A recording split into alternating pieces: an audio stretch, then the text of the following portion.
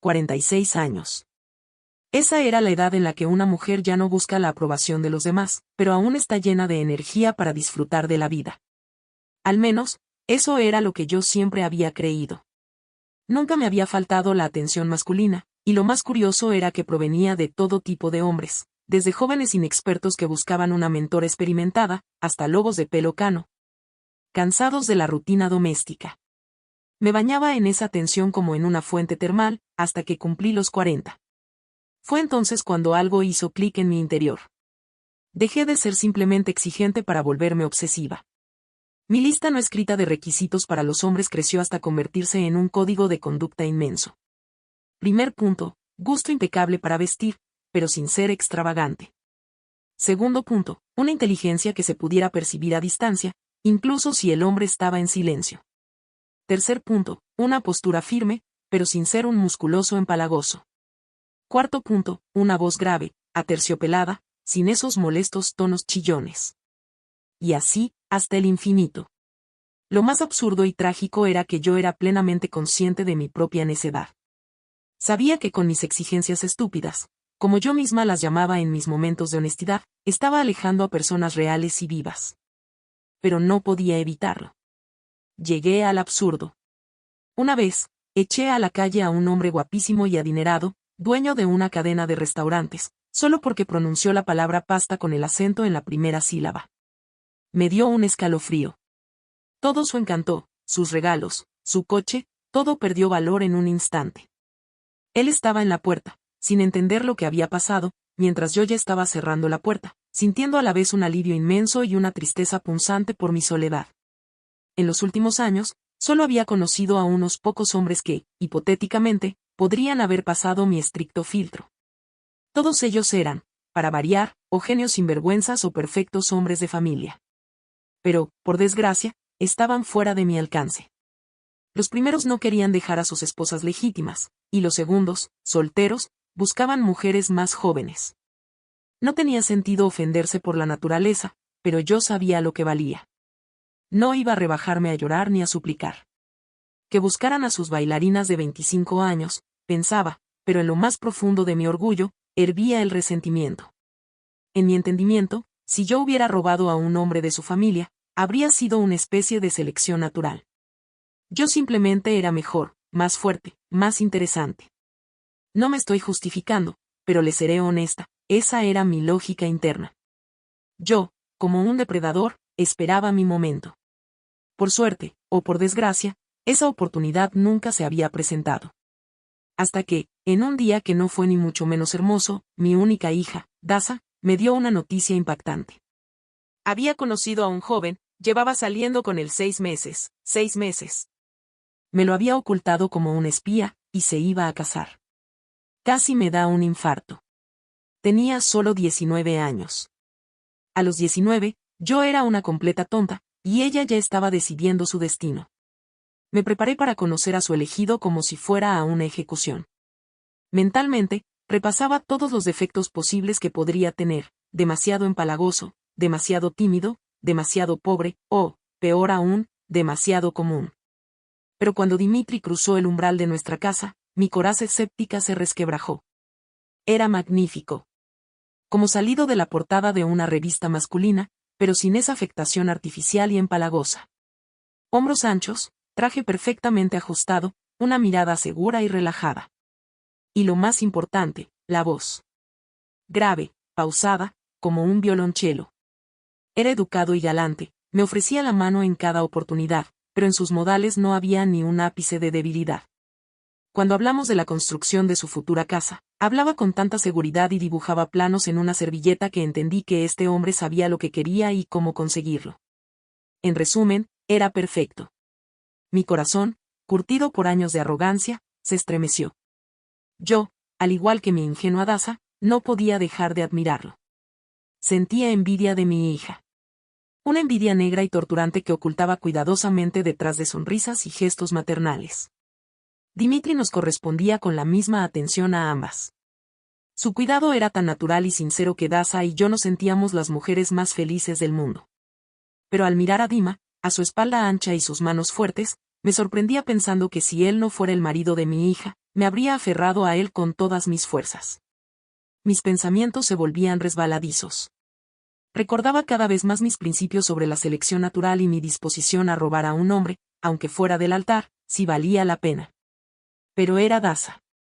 Mi niña pequeña. Era tan feliz con él, y no quería defraudarla. Bueno, no quería, pero mi naturaleza depredadora y egoísta se imponía. Me susurraba al oído que la vida es una sola, que soy joven y hermosa, que merezco al mejor hombre, el que ahora duerme con mi hija. Y tomé una decisión. O más bien, dejé que la decisión madurara en mi mente enferma. Decidí llevarme a Dimitri a la cama. Solo una vez. Solo intimidad, nada personal. Me convencía a mí misma de que no iba a destruir su joven familia, que solo sería una pequeña travesura, un juego que quedaría entre nosotros. Pero en el fondo sabía que si él aceptaba, nunca lo dejaría ir. Haría todo lo posible para que Daza lo dejara, para que entendiera que él no era digno de estar con la mejor mujer. La oportunidad llegó antes de lo que esperaba. Dimitri nos invitó a su casa de campo. A descansar y hacer una barbacoa, dijo. Acepté sin dudar, sintiendo como la adrenalina corría por mis venas. La propiedad era un paraíso. Una casita pequeña en una esquina, una zona de barbacoa con una gran mesa de madera y, lo más importante, una piscina inflable redonda, brillando bajo el sol como una enorme joya turquesa. Daza y yo chillamos de alegría. Al principio ni siquiera creía a Dimitri cuando dijo que podíamos bañarnos. El calor era insoportable. Nos cambiamos. Y aquí empezó mi juego. Sin falsa modestia, debo decir que en traje de baño me veía espectacular. Mis curvas, que mantenía con ejercicio y dieta, eran voluptuosas, redondeadas y provocativas. Daza, a mi lado, parecía una adolescente flacucha. Cadera plana, clavículas marcadas, ¿cómo podía compararse conmigo? Me mordí el labio y me puse mi bikini más pequeño y transparente.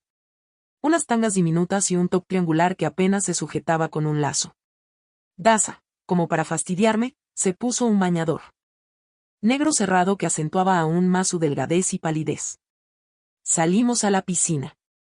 Dimitri estaba junto a la barbacoa, dándonos la espalda. Observé cómo daba la vuelta a la carne y noté cómo su mirada se deslizaba sobre nosotras. Como hipnotizado, me miraba a mí, a mi pecho apenas cubierto por la tela, a mis caderas. Al principio disimulaba, pero luego, cuando Daza se giró hacia la mesa, ya me observaba abiertamente.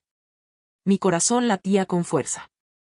Se había olvidado de su joven esposa. Lo veía. Empecé a coquetear con mi propio yerno. Era sucio, bajo, pero me excitaba. Él llevaba unos shorts de baño. Dios mío, se veía increíble. Figura atlética, hombros anchos, caderas estrechas ceñidas por la tela. Me volvía loca. Me zambullí en la piscina, salí, me eché el pelo mojado hacia atrás y empecé a girar a su alrededor, sacudiéndome como una gata. Sabía que cuando la tela se moja, se vuelve casi transparente. Dimitri me miraba de reojo constantemente. Sus manos rozaban las mías al pasarme un plato o una toalla. En una ocasión, accidentalmente, sus dedos se deslizaron por mi trasero al pasar. Me estremecí, pero no me aparté. Estaba lista. Entonces todo salió según mi guión. Estábamos sentados a la mesa, comiendo barbacoa y bebiendo cerveza fría. Daza se puso pálida de repente.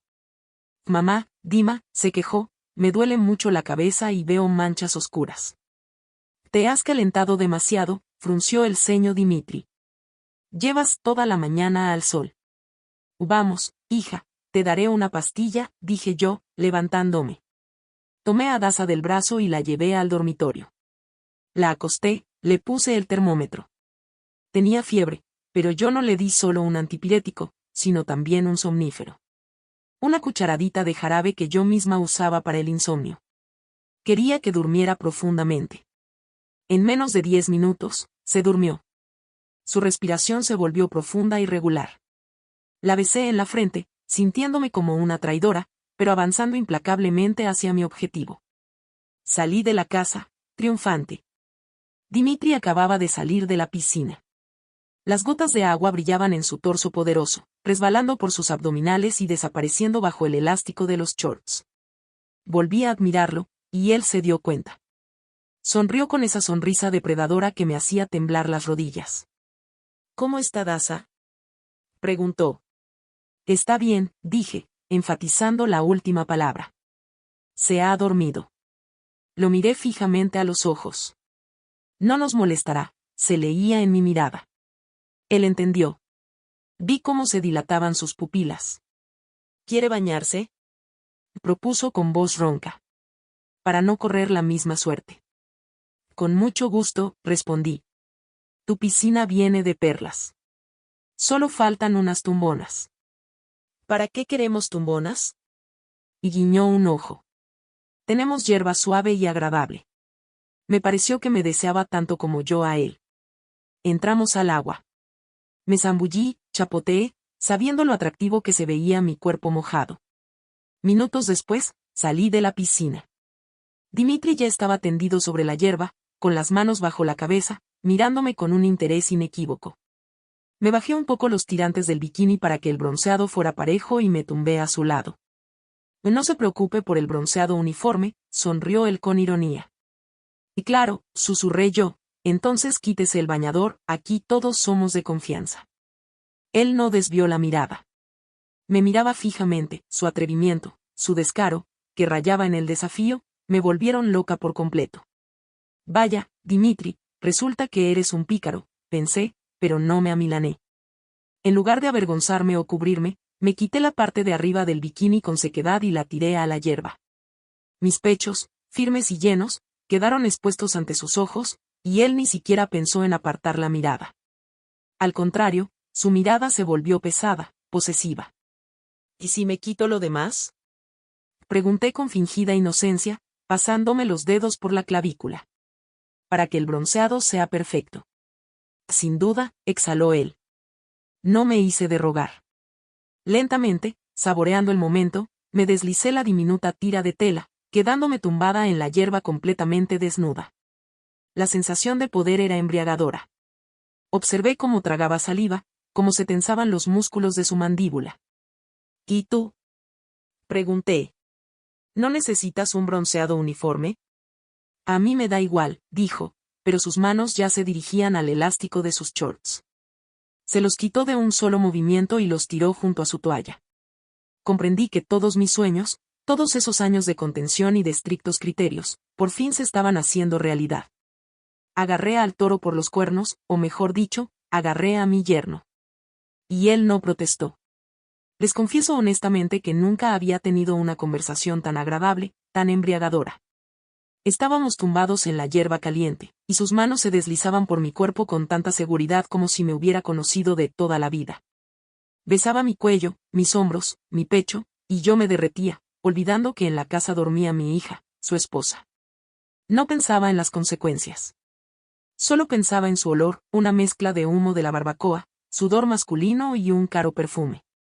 Pensaba en cómo sus manos fuertes apretaban mis caderas, y en cómo ese momento me absorbía por completo. Y Dima, susurré, no tienes idea de cuánto he esperado esto. Mi voz temblaba de excitación mientras me giraba boca abajo, ofreciéndole mi espalda a sus manos. Él se colocó a mi lado, acariciándome la zona lumbar, besándome las vértebras. Sentía su aliento en mi piel y me volvía loca de placer. En un momento dado, me giré hacia él, y nuestros labios se encontraron en un beso. Caliente, húmedo, lleno de deseo.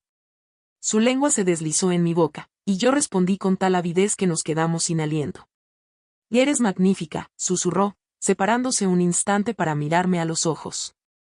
Su mano se deslizó hacia abajo, entre mis piernas, y me arqué como un arco, dispuesta a entregarme por completo.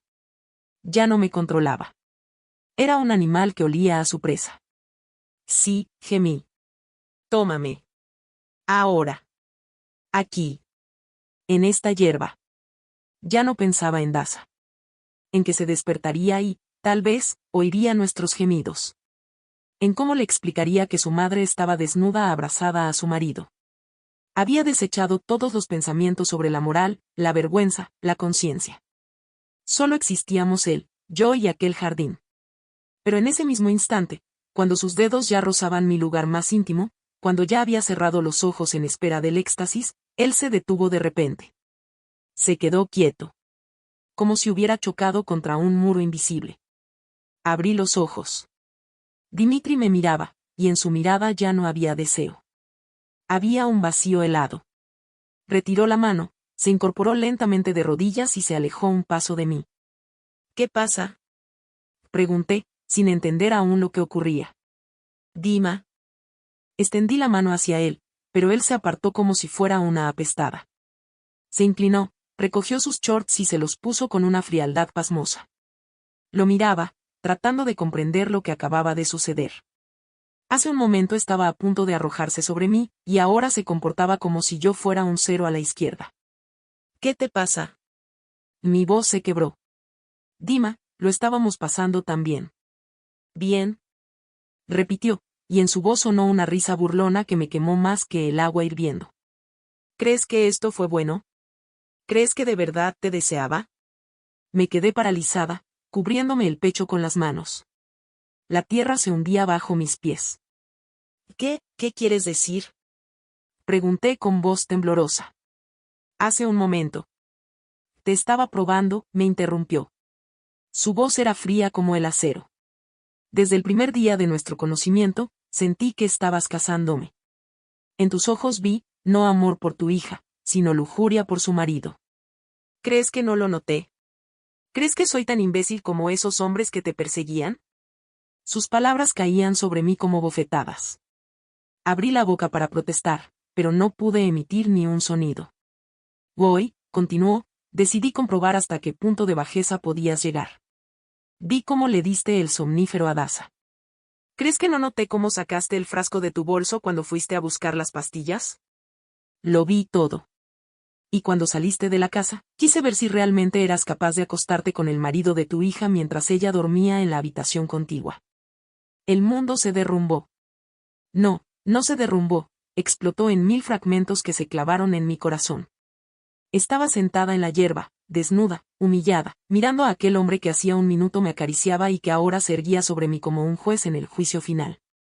¿Tú lo montaste todo?, atiné a decir. ¿Querías humillarme? Quería mostrarte lo que realmente eres, respondió. Amo a Daza. La amo más que a mi vida. Y nunca, ¿me oyes?, nunca la traicionaría. Ni siquiera con una mujer tan astuta y atractiva como tú. ¿Y sabes qué? Debería darte las gracias. ¿Por qué?, susurré, encogiéndome en un ovillo. Por darme la oportunidad de confirmar definitivamente que tomé la decisión correcta, sonrió, pero su sonrisa era depredadora. Ahora sé que Daza, mi esposa, es 1000 veces mejor que tú. Ella tiene un corazón puro, al contrario que tú. Eres hermosa, arreglada, experimentada, pero por dentro estás podrida. Estás dispuesta a pisotear a tu propia hija por un capricho momentáneo.